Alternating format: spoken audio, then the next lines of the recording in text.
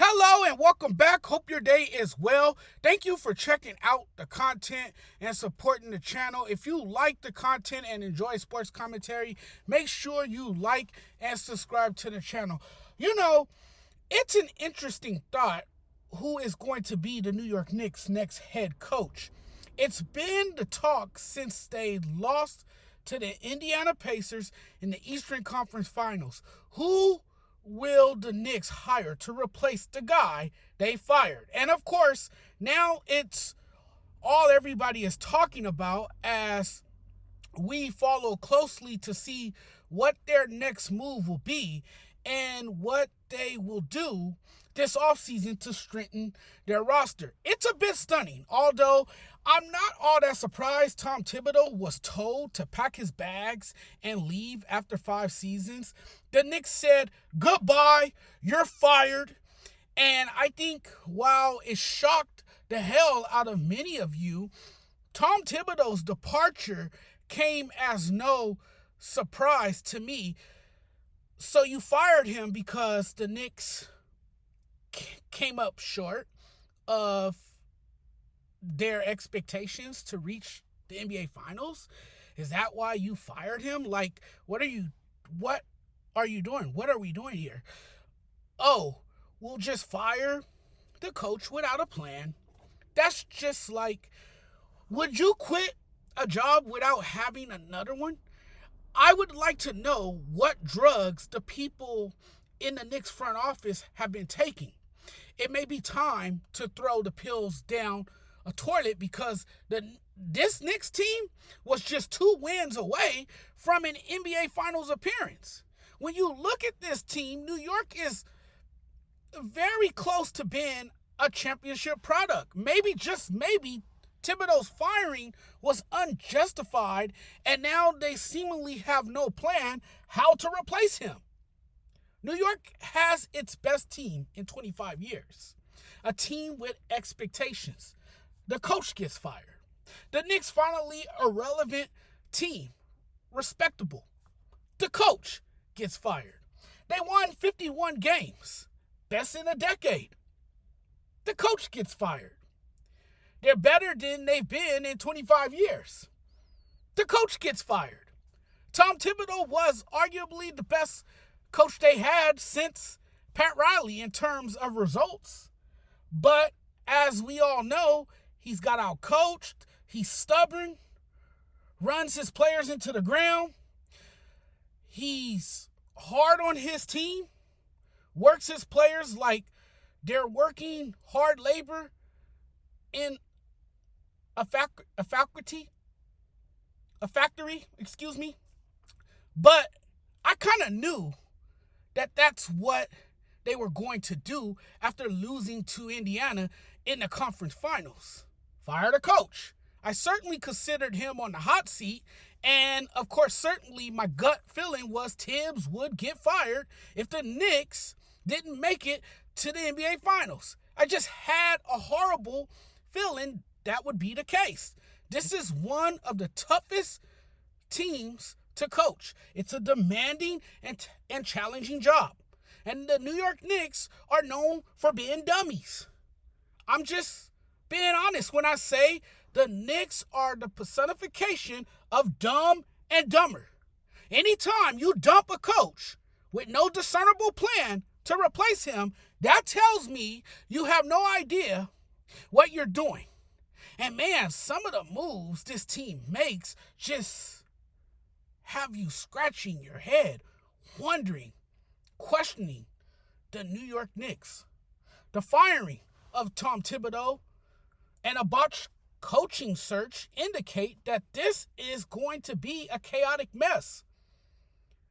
But to part ways with the guy who got you to the conference finals and to now try to pick off other NBA teams, head coaches, is pretty bad. So how do you overcome a situation like this, even if you're a contender in the East? I don't know where you even go from here.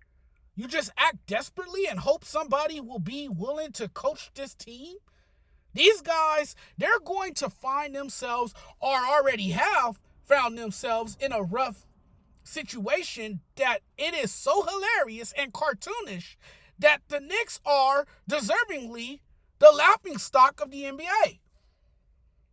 I'm not taking them seriously.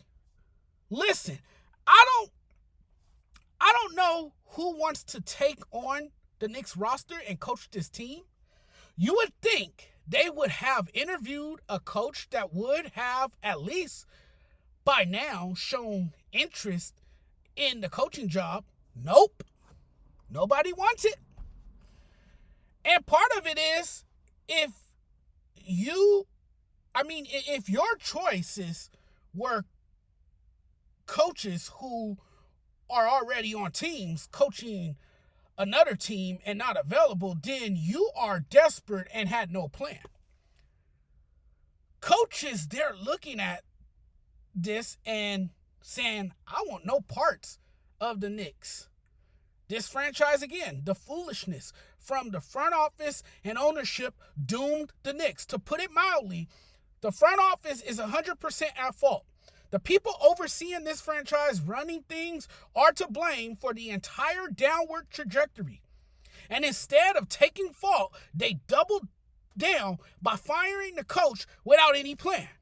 So now what you have is a Knicks team reaching out to coaches currently gainfully employed, and you were publicly rejected.